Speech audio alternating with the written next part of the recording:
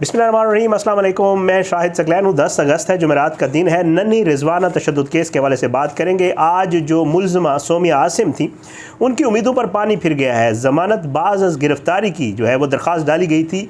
शाइस्ता कुंडी साहिबा की अदालत में ये समाअत हुई। दलाइल जो है वो बड़े इंटरेस्टिंग है और उन दलाइल में जो वकला थे उन्होंने क्या बातें की, आगे चल के आपको बताता हूँ। और साथ साथ ड्राइवर और ट्यूटर का, जो बच्चों का ट्यूटर है घर में, उसका बयान भी पढ़कर अदालत में सुनाया गया। उस बयान में ऐसा क्या था, और जज साहिबा ने एक मौके पे ये भी कहा कि ये भूल जाएं कि आप जज की बीवी हैं, इस वक्त आप मेरे सामने सिर्फ मुल्ज़िमा हैं, मैं कानून को और रिकॉर्ड को देखकर फ़ैसला करूंगी। ये सारे मामलात आज अदालत में हुए। फ़ैसला महफूज हुआ, लेकिन अब से कुछ देर कबल फ़ैसला सुना दिया गया है और जिसके मुताबिक जो मुल्ज़िमा सोमिया आसिम हैं उनकी ये दरख्वास्त बाज़ अज़ गिरफ़्तारी की ज़मानत की जो दरख्वास्त थी उसको शाइस्ता कुंडी साहिबा ने जो है वो मुस्तरद कर दिया है। रिटर्न डिटेल आर्डर जब आएगा तो आपको उसकी वजूहात भी बताएंगे कि कौन से ऐसे ग्राउंड्स थे जिनके ऊपर उन्होंने मुस्तरद किया है। लेकिन अब तक की सबसे बड़ी खबर यही है कि जी उनकी दरख्वास्त ज़मानत मुस्तरद हो गई। अब इससे पहले समाअत में क्या कुछ हुआ उसकी डिटेल आपके सामने रखता हूँ, वो आप गौर से सुनिएगा कि इसमें किस तरह इनके वकील ने जो है वो हक़ाइक़ को मसख़ करने की कोशिश की, लेकिन प्रोसिक्यूटर ने जो दलाइल की दिए और जो जज साहिबा ने रिमार्क्स दिए बहुत अहमियत के हामिल है। और वही चीज़ें जो है बेस बनी मेरे ख़्याल से जो ज़मानत मुस्तरद होने की थी। सबसे पहले जी आज समाअत जो है वो शुरू हुई तो उस वक्त मुल्ज़िमा के वकील ने दलाइल का आगाज़ किया और उसने कहा कि जी मुल्ज़िमा मुतासरा बच्ची को जो है जो मुतासरा बच्ची है उसको सरगोधा ले जाया गया और सुबह 3 बजे के करीब जो है चेकअप हुआ। जब इसको घर से यहाँ से ले जाया गया, मेडिकल चेकअप की ओपिनियन कहाँ है, यानी वो जो चेकअप हुआ था उसकी ओपिनियन केस के रिकॉर्ड पर नहीं है। उन्होंने कहा कि FIR में इसका जिक्र मौजूद है, रिकॉर्ड पर नहीं है। उसके बाद उन्होंने कहा कि एक और वीडियो अदालत के सामने रखने का कहा कि एक और वीडियो भी अदालत के सामने रखूँगा। अब मुल्ज़िमा के वकील का मौक़िफ़ था कि बच्ची जो है वो इन तमाम वीडियोज़ में जो CCTV फुटेजेस आपको मैंने भी कल अपने उसके ऊपर अपलोड की हैं, उसमें उन्होंने कहा कि जी बच्ची बिल्कुल ठीक नज़र आ रही है, खा पी रही है, बैठी हुई है और बच्ची की हालत बेहतर है। जो हालत अब है उस तरह की हालत बिल्कुल भी नहीं थी जब घर से रवाना हुई थी। पुलिस की जानिब से भी कहा गया कि जी हम भी एक वीडियो देना चाहते हैं। उसके बाद आगे चलकर जो है निजी बस स्टैंड के हवाले से ज़िक्र किया गया कि जी निजी बस स्टैंड के ऊपर पुलिस ने कहा कि वाज़े तौर पे देखा जा सकता है कि एक शख्स जो है वो बच्ची को उठाकर गाड़ी में डाल रहा है, बच्ची ज़ख्मी हालत में है। और उसके बाद जो है उसकी वीडियो भी पेश की गई। अच्छा, अदालत ने वो वीडियो देखी और जज ने कहा कि जो है शुरू में जो है जब ये बात की गई कि जी बच्ची अगर ज़ख्मी थी तो वालिदा ने उसको क्यों नहीं देखा, ये मुल्ज़िमा के वकील की तरफ से कहा गया। तो जज साहब ने कहा शुरू में जब वो गाड़ी से उतरी थी तो फौरी तौर पे बच्ची को मुल्ज़िमा जो बच्ची की वालिदा है वो कैसे देख सकती थी। आगे चलकर जी ये कहा गया कि जी मुल्ज़िमा के वकील की तरफ से कि जो बच्ची की वालिदा है जब वो बच्ची को लेने के लिए आई तो वो सोमिया की गाड़ी में 10 मिनट बैठी रही। 10 मिनट क्यों बैठी रही और उस वक्त तक उसने क्यों नहीं कहा कि बच्ची की हालत गैर है या ख़राब है। इसके ऊपर जज साहिबा ने बाकायदा तौर पे पूछा जो बच्ची की वालिदा है उससे कि सच बताएं, 10 मिनट बैठकर आपकी क्या बात हुई, किसी के साथ मैं ज़्यादती नहीं करना चाहती और ना किसी के साथ ज़्यादती होने चाहिए। इस पर जो बच्ची की वालिदा है उसने कहा जी बच्ची जो है वो अगली सीट पे बैठी हुई थी और जो है इस दौरान उसने ये भी कहा कि मुल्ज़िमा के ड्राइवर ने मुझे धमकी भी दी, ये बात भी हुई। उसके बाद ये कहा गया, जज साहिबा ने कहा कि आप वो वीडियो दिखाएँ जिसमें बच्ची वॉक कर रही है। वकील से कहा जो मुल्ज़िमा का वकील, तबारल वो वीडियो वो ना दे सका। उसके बाद आगे चल के मुल्ज़िमा के वकील ने कहा कि ज़ख्म यहाँ से, ये अब बात सुनिएगा, बड़ी हैरत की बात है। उसने कहा कि जी पहले बच्ची के ज़ख्म नहीं थे, ज़ख्म यहाँ से सरगोधा जाते हुए 6 घंटे के दौरान लगाए गए।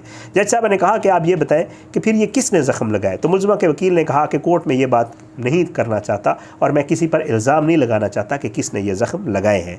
ये 6 घंटे के दौरान ही सारा कुछ हुआ है। 6 घंटे और 12 मिनट का वक्त है जिसमें ये सारी कहानी बनाई गई है, ये मुल्ज़िमा के वकील की तरफ से कहा गया। और वीडियो में देखा जा सकता है कि बच्ची की वालिदा जो है वो मुसलसल फ़ोन पर बात कर रही है, उन्होंने ये बात भी की। उसके बाद अदालत ने कहा कि हम यहाँ जो है इस हद तक केस को सुनेंगे कि ज़मानत की बात है, आप ज़्यादा डिटेल में ना जाएं, वो आगे चल के आप करिएगा। मुल्ज़िमा के वकील ने कहा कि बच्ची ने मिट्टी खाई और उस मिट्टी में खाद थी जिसकी वजह से जिस्म पर निशान पड़े।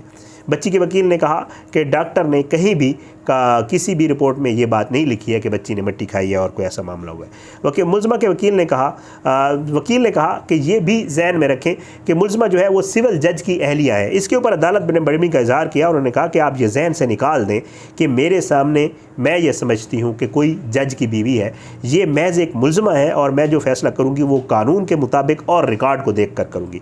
अदालत ने कहा कि आपने बच्ची को घर पे क्यों रखा हुआ था। तो इसमें जो है मुल्ज़मा के वकील ने कहा कि ये केयरिंग अरेंजमेंट का मामला था, 10 बच्चे थे इनके और हमने इसको पढ़ने लिखने के लिए यहाँ लाए थे। अदालत ने कहा कि फिर आपने बच्ची को पढ़ाया लिखाया। इसके ऊपर मुल्ज़मा के वकील ने कहा कि जी उम्र ज़्यादा थी और इसका दाखिला नहीं हो सका। अदालत को बताया गया कि बच्ची की फ़ैमिली ने जो है वो 24 और 27 जुलाई को जो है हमने इनको पैसे दिए। इन्होंने पैसे मांगे थे 50-60 हज़ार रुपये, हमने इनको ट्रांसफ़र किए और जो है इन्होंने हमें ब्लैकमेल किया। इसके ऊपर जज साहबा ने कहा कि आप जज होकर ब्लैकमेल होते रहे, ये बड़ी हैरत की बात है। तो पैसे फिर आप लोगों ने क्यों दिए? अगर आपके पास कोई दस्तावेज़ है कि बच्ची आपने अपने पास क्यों रखी हुई थी, तो उसके बाद उन्होंने कोई दस्तावेज़ भी पेश ना की। अदालत ने प्रोसिक्यूटर को कहा कि जी आप दलाइल दें, अब आपकी बारी है। तो उन्होंने FIR पढ़ी प्रोसिक्यूटर ने। उसके बाद उन्होंने कहा जी हमारे पास सारा रिकॉर्ड और सबूत मौजूद है, जो बातें की गई। उन्होंने कहा जी हमारे पास जो है निजी बस के ड्राइवर का बयान भी मौजूद है। यहाँ पे बड़ी जो है ज़ाहिर बात है अदालत में वो हुई। तो उन्होंने कहा कि जी बस ड्राइवर से जब बयान लिया गया, पुलिस ने लिया, तो उसने बताया कि जी बच्ची जब बस में सवार हुई थी तो बच्ची ज़ख्मी हालत में थी, ठीक नहीं थी और इसको उठाकर बस में सवार किया गया था। ये जो है जो क्रक्स था उस बयान का। उसके बाद आगे चल के ट्यूटर का बयान भी था। वो ट्यूटर जो मुल्ज़मा के बच्चों को पढ़ाने आता है उसका बयान भी पुलिस ने लिया है और उन्होंने कहा कि जी उस ट्यूटर के बयान के मुताबिक, ये प्रोसिक्यूटर अब बता रहे हैं कि मुल्ज़मा के घर वो आता ज़रूर है और वो सिर्फ मुल्ज़मा के बच्चों को पढ़ाता है। इस बच्ची का पढ़ने लिखने से कोई ताल्लुक़ नहीं था। जो कहा जा रहा है कि बच्ची को पढ़ाया जा रहा था या पढ़ाने के लाया गया था, इसमें कोई सदाकत नहीं है। उसके बाद जी जज साहबा ने कहा, मुल्ज़मा के वकील ने कहा कि जी मकसद बताने का ये है कि बच्ची जो है हमने रखी हुई थी, मकसद पढ़ाना लिखाना नहीं था, बच्ची को हम पैसे दे रहे थे। तो अदालत ने पूछा कि आप ना पढ़ा लिखा रहे थे बच्ची को, ना कोई और काम करवा रहे थे, तो फिर आपने बच्ची को क्यों रखा हुआ था, आपका मकसद क्या था? तो अदालत को प्रोसिक्यूटर ने कहा कि दोनों बाजू जो है बच्ची के वो टूटे हुए हैं और वो बाकायदा मेडिकल रिपोर्ट में मेंशन है। और उसने कहा कि जी सरगोधा और लाहौर की मेडिकल रिपोर्ट्स जो ये कह रहे थे कि रिकॉर्ड में नहीं है, वो भी रिकॉर्ड में मौजूद है। और उन्होंने कहा कि मैं हैरान हूँ कि ये कैसे कह रहे हैं कि मट्टी खाने से और खाद खाने से हड्डियाँ टूट सकती हैं। मैंने ये पहली दफ़ा देखा है कि किसी ने मट्टी खाई और उसकी हड्डियाँ टूट गई। ये प्रोसिक्यूटर की तरफ से कहा गया। और उसके बाद जो है ट्यूटर का बयान जैसे मैंने आपको पढ़ा गया।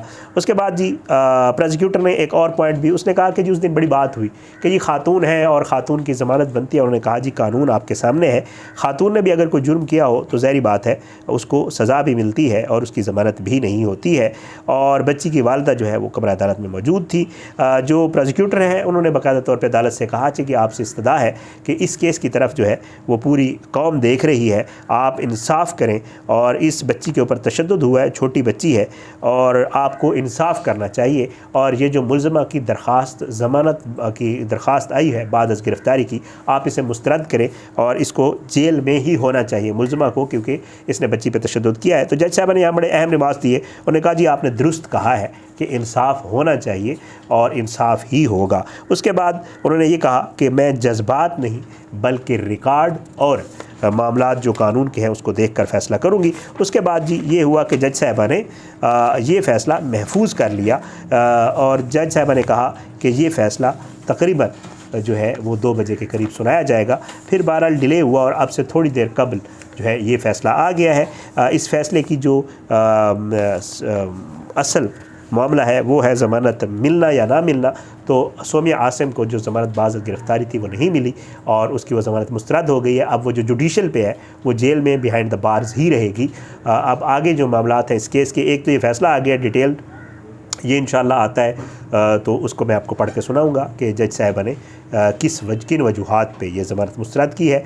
आने वाले दिनों में इसके ऊपर क्या होने जा रहा है। और जो जज साहब हैं क्योंकि उनका भी ज़ाहिरी बात है, पीछे जो एक तैबा तशद्दुद केस हुआ था उसमें हमने देखा था बाकायदा जज को नॉमिनेट किया गया था और जज साहब के ऊपर जो है वो इल्ज़ाम था और फिर जज साहब को भी सज़ा हुई थी, नौकरी से भी हाथ धोना पड़े थे।